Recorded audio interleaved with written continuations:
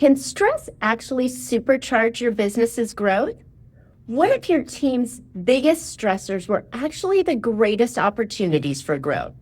On this episode of Profit with a Plan, we're going to discover how embracing positive stress and strategically building your team's capacity can transform overwhelm into unstoppable momentum.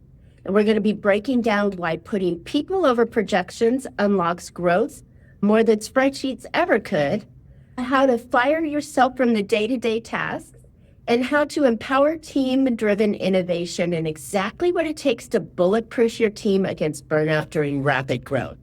So if you're ready to stop that fearing the stress and start leveraging it for massive business breakthroughs, this episode is a must-listen for you. Hey, entrepreneurs, are you working too hard for too little profit? Well, welcome to Profit with a Plan podcast, where we help you scale smarter, increase profitability, and build a business that's worth more, whether you keep it or you sell it. I'm Marcia Riner, business growth strategist and the profit booster behind Infinite Profit.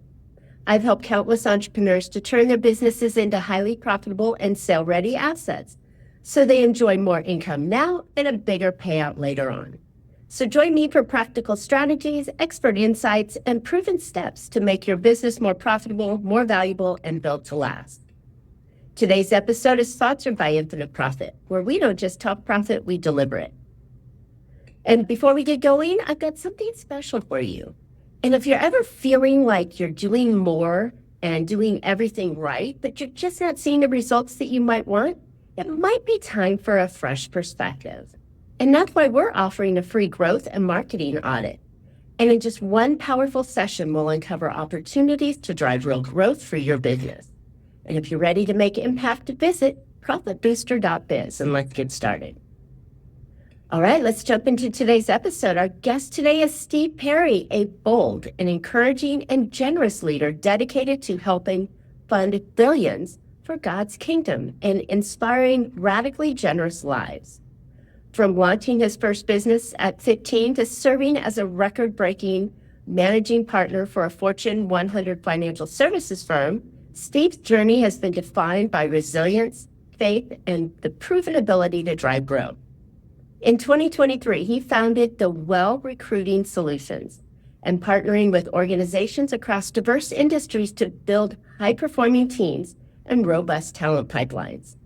Drawing on 2 decades of leadership and recruitment experience, Steve now focuses on empowering leaders, fostering sustainable growth, and creating lasting impact, one strategic hire at a time. Steve, welcome to Profit with a Plan. I'm excited to have you on today. Oh, thank you so much for having me, Marcia. Yeah, this is great. So I love the concept that we kind of talked about beforehand, which is this positive stress. But before we get into positive stress and really building for capacity, you gave us a little bit of a hint that you started when you were 15 and you did all this stuff, but you're pretty young. How did you get going into this and really turning it on the way you did? Yeah. Well, I would say a lot of it had to do with my parents. So my mom and dad, they made the commitment. My dad was going to work and my mom was going to stay at home and spent a lot of time raising me and my younger sister.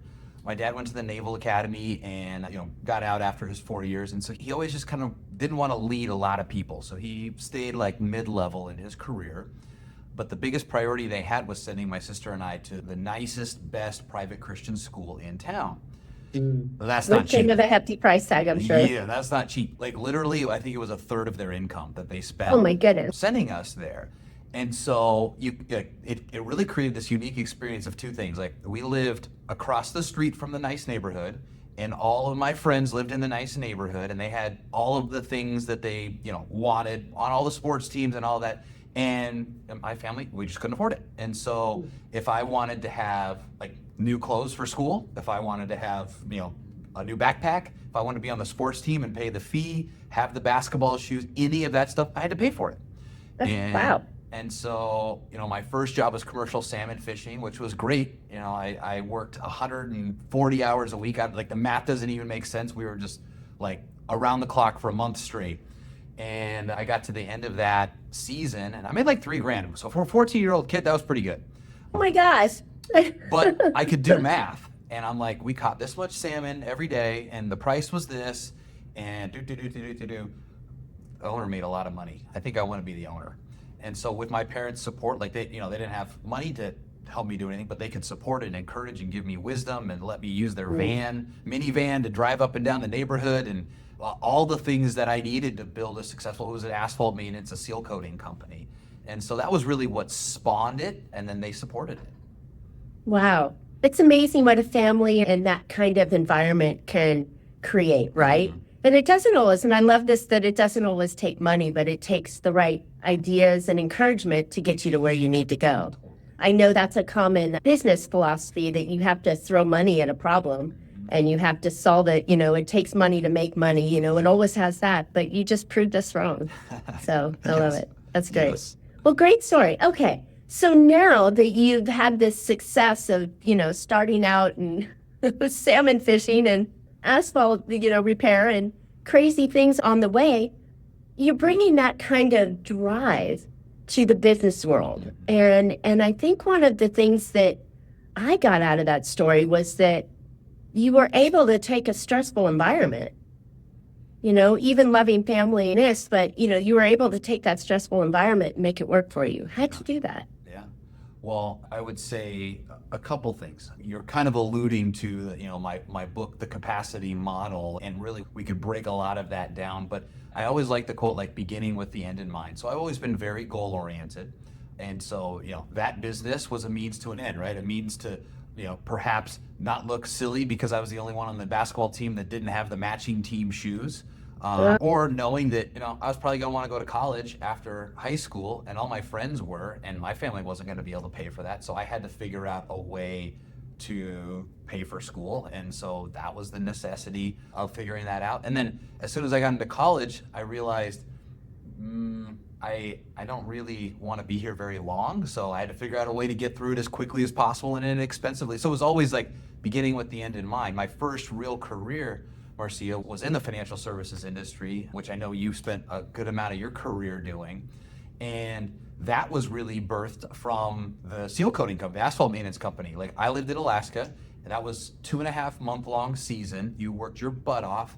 But the only reason people live in Alaska is for the amazing summer. Well, all summer long, I was slopping black tar all over people's driveways and parking lots. And so I knew long-term, out of college, I didn't want that lifestyle. I wanted to have a family.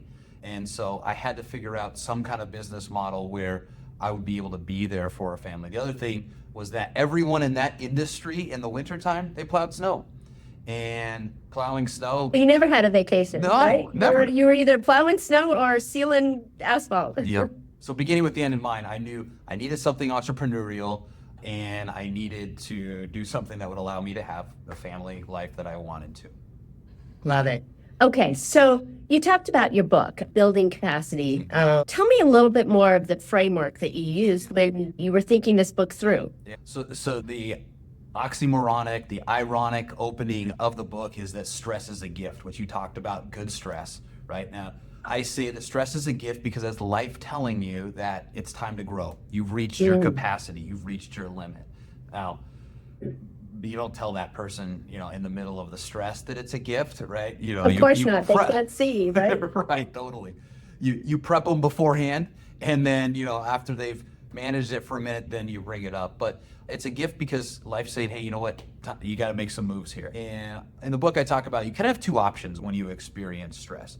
You either have a breakdown, which all of us do, right? I don't want to make it this big dramatic thing, right? Stress can be little, stress can be big, but there's 3 stages of breakdown.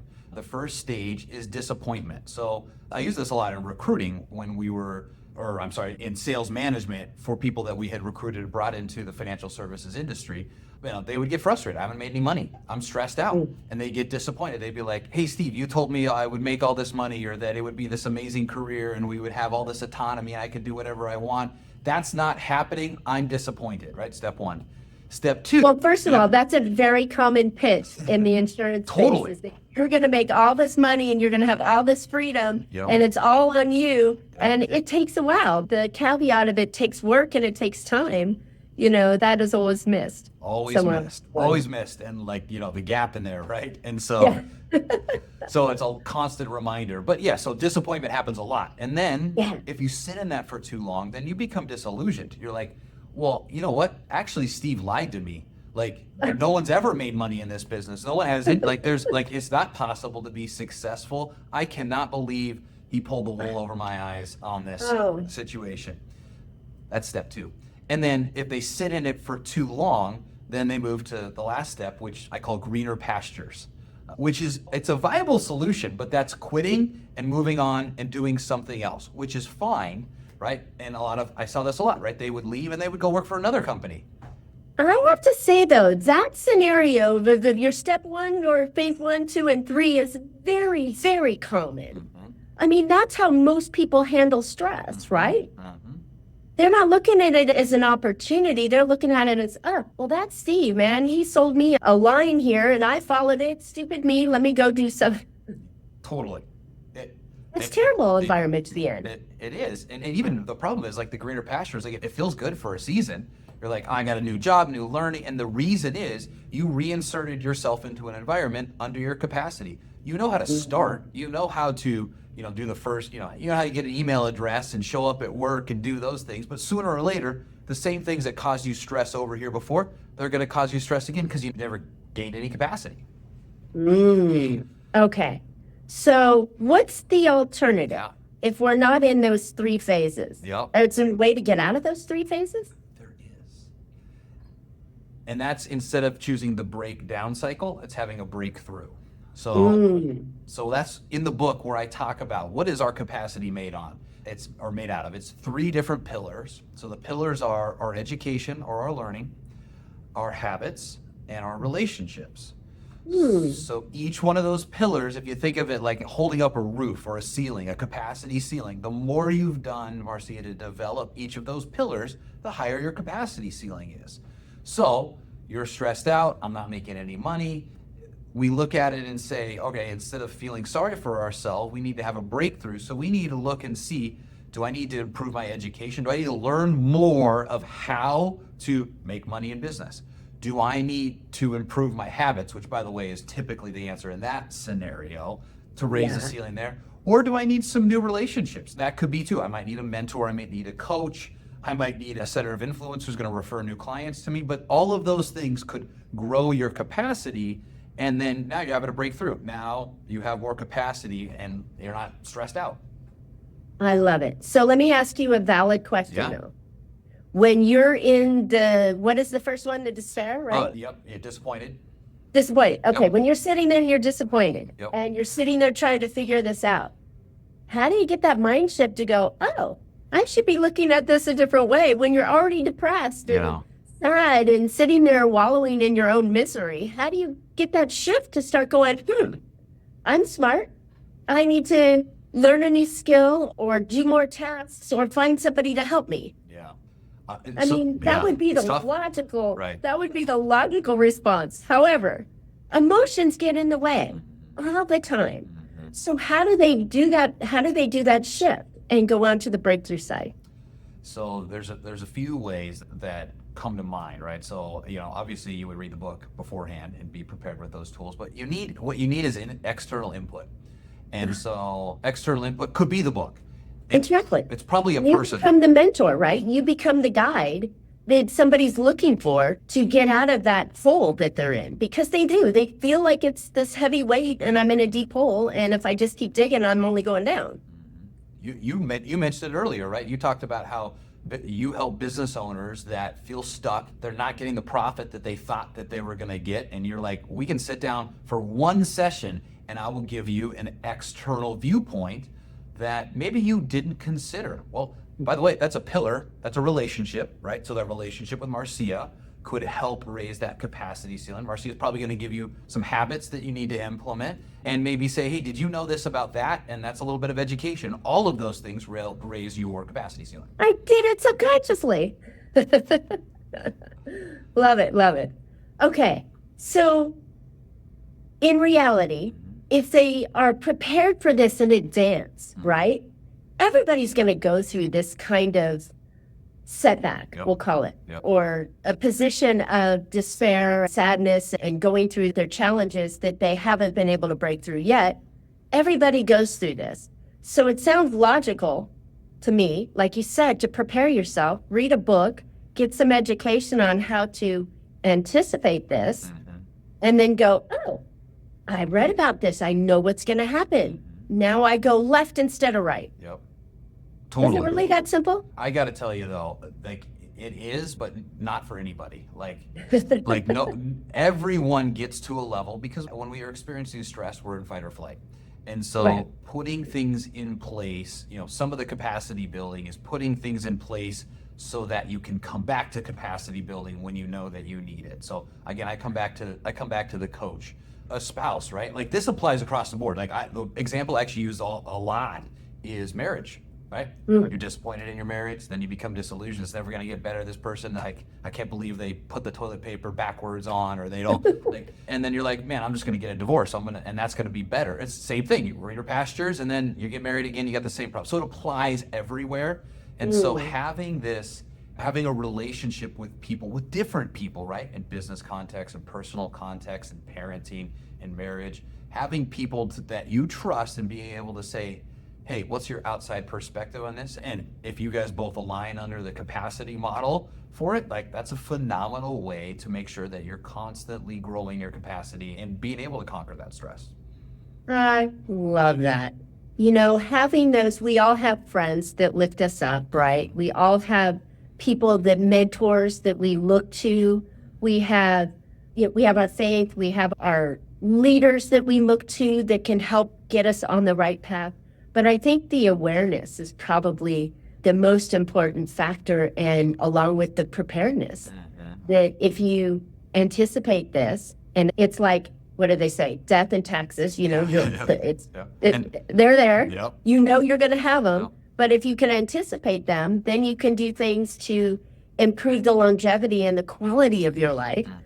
You can do things to reduce the tax load that you pay, or invest in different ways so that you can pay it later, or however, I mean, this is very reasonable. And oftentimes, and forgive me, a lot of times it's right in front of your face, but you don't, your eyes aren't open enough to see it, right? And this kind of stuff is brilliant. It's brilliant that everybody should be looking at. So I'm so glad you brought this to our attention. All right. When we're looking at getting out of the fight or flight, and we're in that mentor, we're talking to them, that gave us some good behaviors, how often are we hitting like different ceilings? Yeah. And to your point there, right? Like I've in offices, organizations I've led before, we kind of like the mantra of stress is a gift. It's easy to kind of say that. It's purposefully shocking, and it's an easy thing to say, almost jokingly. So when someone is in flight or fight, you could say, hey, Marcia, stress is a gift. And knowing that you're like, I don't want to hear that, but okay, that brings me back to, okay, if stress is a gift. So that's an easy one.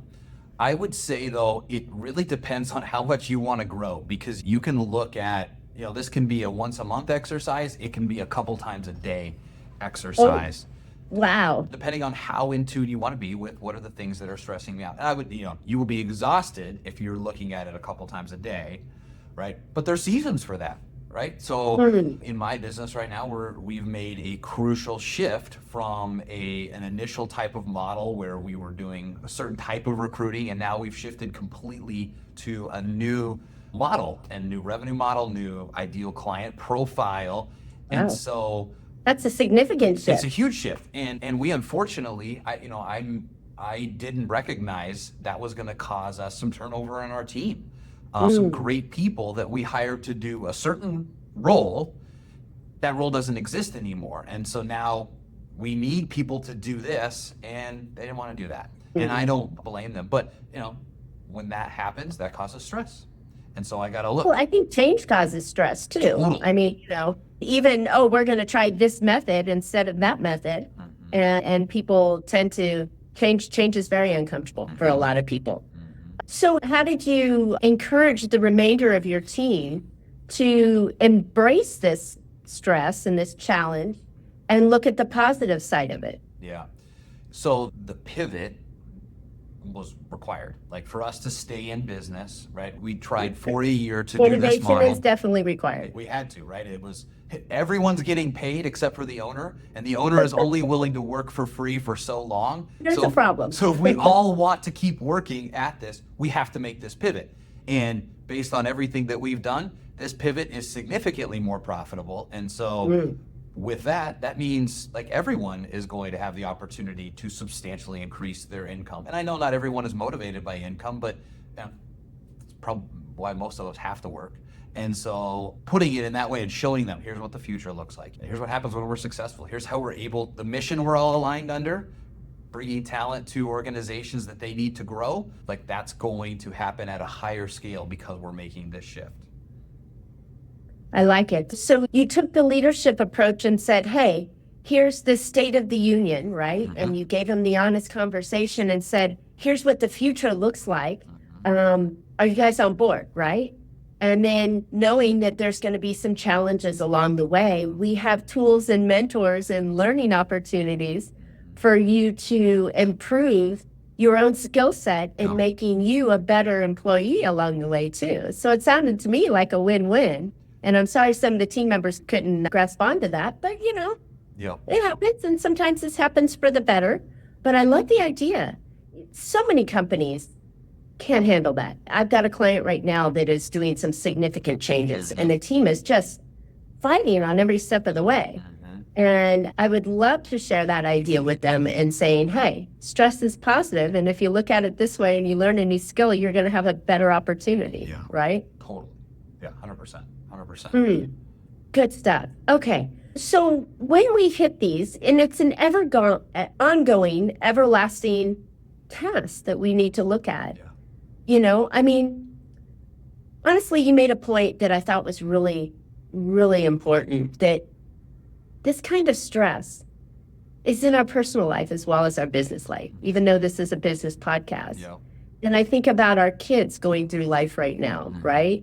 And they're feeling our stress, and they're feeling, the weight of the world that tends to drop on them. Their friends, oh, I don't like you today. I liked you yesterday, but I don't like you today. Yeah. That kind of stuff, that they could use this skill, right?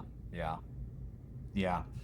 And that's, in the book I talk, one of my opening chapters actually talks about 4 truths, which are different things that, like, if we're going to go through this journey together of learning how to unpack the capacity model, there's a few assumptions. And one of those is that we are a whole person. So our personal life and our professional life are intertwined.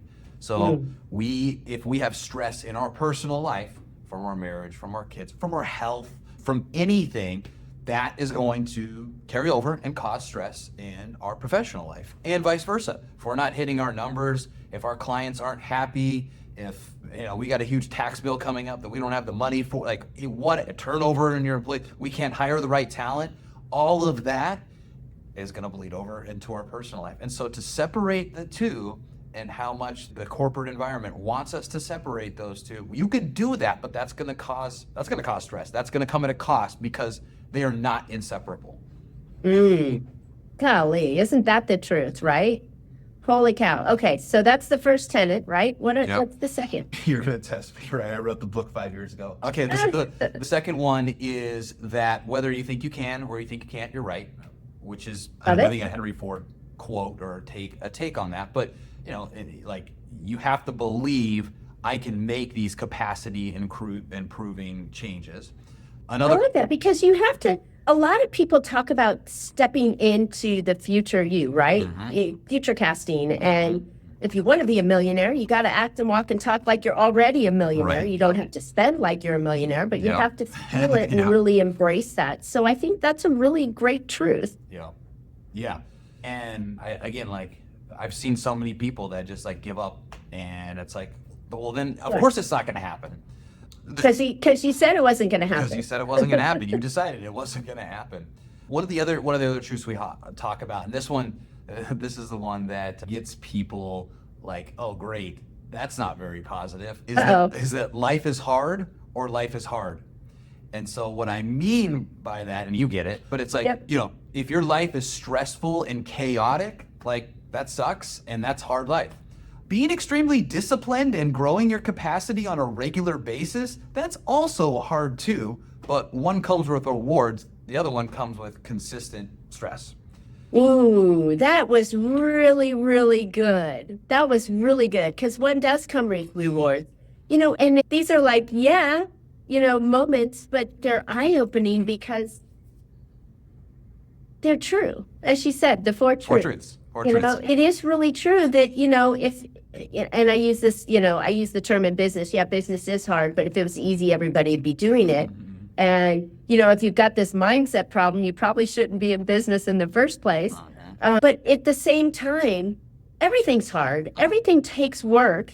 There's very few of us, not including me, that can sit there with their hand out and say, I'm a trust fund baby and I came from extreme amount of wealth and I don't have to work. I just have to look good every morning when I get up. Yeah. That's not going to happen for the majority of us out there. So you're going to have to do something to make whatever you want happen. Yeah, no, totally. And that's an interesting point on that. This is not the point of the conversation. I actually saw someone had an Instagram channel where they were a trust fund beneficiary, and they were seriously bemoaning the challenges in life with that, which is kind of like, oh my gosh, tongue in cheek. And the majority of people would not understand that. But I want to take their side for a minute here. They have responsibilities. They have responsibilities, but have you ever, I know you have you ever gotten to that point in life where you've just won and won and won and won and it's going really good? And I know I have, and not a lot, but I've been there and I'm like, is this it? And that's actually why I wrote this book. It was in a season after winning a lot. And I'm like, all right, I need a new challenge. And so to that point, that trust, there's a challenge of purpose. There's a challenge of meaningfulness because the vast majority of people in America, whether they like to admit it or not, define their worth and their success on if they can make enough money to provide for their family. And they're winning because they're not... Very, very, very, very, very few people in America are dying because they don't have shelter and food and clothing, right? And so they're winning in that sense. This person over here who has this, they have to figure out a new sense of identity that has nothing to do with money. They got to do some deep work and nobody understands it because most of them look at it and they're like, you got everything. Are you out of your mind? You've got everything. You got everything. What can you ask for, right? So to your point in that, I've actually thought about that before, and it's life is hard or life is hard. It's a different way, but even everyone, this is universal. It applies to everybody. I love it. This is so good. This is so good. Okay, can you remember? I got the last one. Okay, cool. And I purposely have this as the last one because I hit them with life is hard or life is hard, which is The answer, though, to going through this process of building capacity, doing more does not mean working more hours. So I assume that you are allocating all 168 hours of your life this week. You don't have any more hours to give. And what's 110%? Yeah, right. There's no 180 hours to give in a week. So you can't do more. You have to do differently. You can't do more hours. Just dumping more hours into it. I frankly think that's cheating. Anyone who works 100 hours a week, I get it. There's seasons for that. But if that's the answer always, that's cheating. And so we need to figure out a way through building capacity, habits, relationships, education. How do we do more of the right things? I talk about Pareto principle, but I actually do a 2X on the Pareto principle and say that 1% of your activities will give you 50% of the results. And so let's find those things that move the needle that much and not spend more hours getting better. Wow. Well done. I'm so sad you wrote that 5 years ago. Pull that book out and reread it again because this is incredible information that really, I think, especially in today's time, right? Markets are up and down, economy's kind of crazy. We've got a lot of stresses going on in the world that affect our business and our family lives. And if one's not working, the other might not be working, and everybody is feeling this. Yeah. So I'm so glad that you were able to come on and share something, even if it was 5 years ago, that is going to be it needed to be heard today. Oh, thank you. So it's my pleasure. Thank you so much for coming on today. But Steve, where can listeners find out more about you and your ideas and your recruiting and the way that you can just bust through capacity? Yeah, so I'm on LinkedIn all day. I do a lot of LinkedIn for business and then just like this stuff. So my content, I own a recruiting company. I'm really passionate about helping people grow and scale their business by getting the right talent in there. So I really take that consultative approach. I'm in the middle of building a business that we've grown to over 30 people in the last year and a half. So I'm in there with my clients. I'm excited about it. I just think we have a really good process for getting the right people in there. So I'm on LinkedIn a lot talking about that and quite frankly, a lot about the capacity model still. And then something fun that we have is, no one likes boring interviews. And so I created a list of 10 amazing, fun interview questions that people can ask to make sure that they get the right hire every time. And so that's downloadable at hirethewell.com. And so you can just download it there and that'll link you to our website if you want to learn more about our company. I love it. It's a 2-for-1, right? You get these great ideas, you get this great way of handling, and you can grow from both, right? I've always said that you can't grow a business with one person.